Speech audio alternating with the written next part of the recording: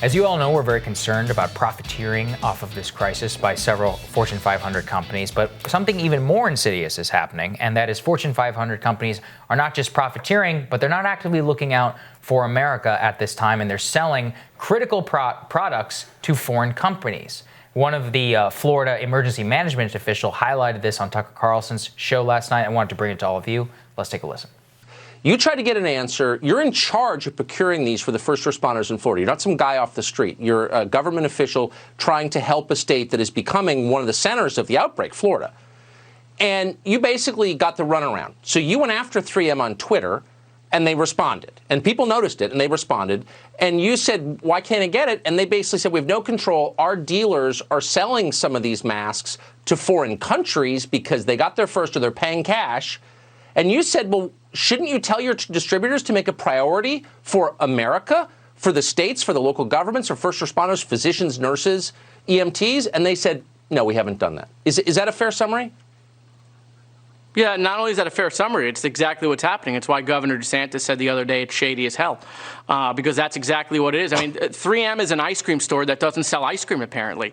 I mean, since when do we have a U.S. company who sells masks and I try to offer them money and they won't sell them to me?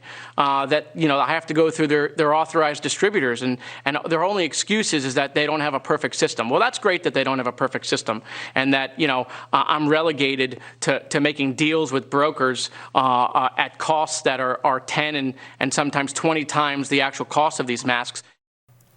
There you go. 3M there you go. Not selling masks. And so I'll be fair to 3M. They put out a statement that there are humanitarian implications of ceasing respirator supplies to healthcare workers in Canada and Latin America, where we are a critical supplier. In addition, ceasing all export of respirators could likely cause other countries to retaliate. Now, the first part, I buy that. Okay, that's fine, but maybe reallocate as much as possibly can to the United States. The second part, how about you let the United States government worry about geopolitical implications? You are not the one to be worrying about other countries retaliating or not. I mean, I had no expectation that any of these companies would have any loyalty to this country. Like, they don't. I mean, they maybe technically headquartered here, but these are global multinational corporations. Their only loyalty is to their bottom line and to their shareholders. So any sort of profiteering or lack of loyalty, that doesn't mean anything. Like, I am not remotely surprised at that. And it's not just 3M, we should say, too. No, God, no. Lee Fong over at The Intercept did great reporting on this. They looked at government records and shipping manifestos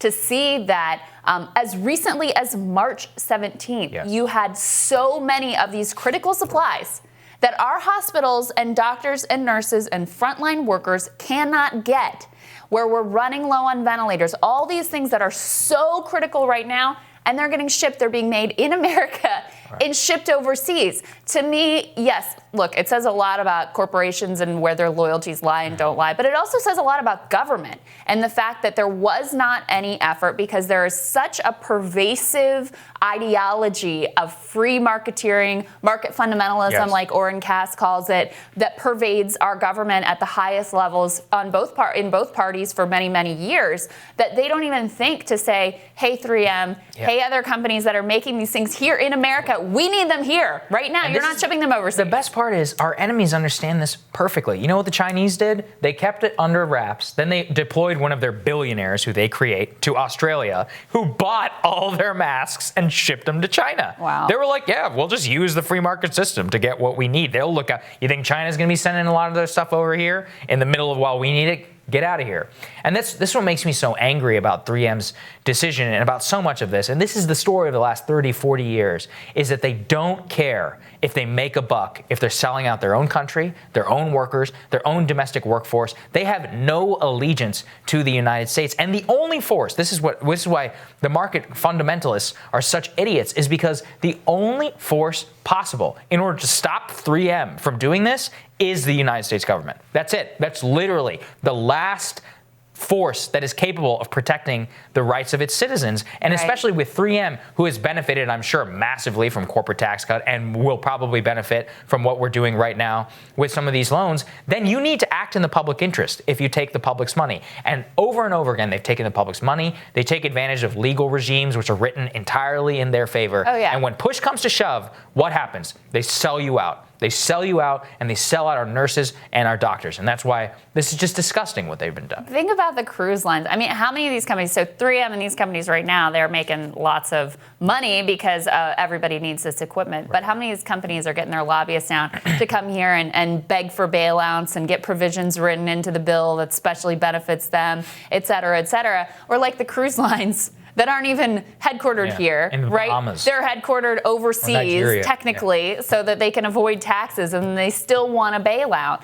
And this is something that has evolved over the years, and it is part of what comes from this hyper-focus on markets and also the amount of consolidation that means that rather than having businesses that are locally connected and have some community loyalty, some reach into the towns and neighborhoods and feel some responsibility to where they're located, none of these big multinational corporations feel any loyalty to anyone or anything. Not They'll their close workers, a store. not the country they're based in, none of it. They could care less. And again, this is real. This isn't like stuff that we can't get too many products of. We're talking about masks, ventilators, the key components to so many of these life-saving machines that we know. I encourage everybody to go read this Li Fong story because he details record after record after record, ship manifests of things going out of this country February 28th, leaving New York for Hamburg, 1.5 tons of ventilator masks manufactured right here in the United States. Our most